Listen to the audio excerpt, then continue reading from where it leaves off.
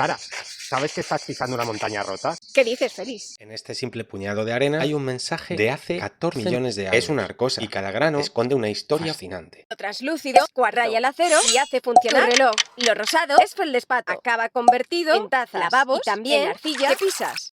Y eso que parece purpurina es mica. Brillan maquillajes, coches y ha llegado hasta la tecnología espacial. Tienes en tu mano los restos de una montaña. Riadas monzónicas los arrancaron de aquella sierra y los trajeron hasta aquí. Cuando Madrid era una sabana tipo Serengeti. Así que no pisas suelo aburrido, Sara. Esa es la memoria de una montaña que ya no existe. Es increíble, Félix. Es como mirar una estrella en el cielo. Puede que ya no esté ahí, pero su luz sigue llegando a nosotros.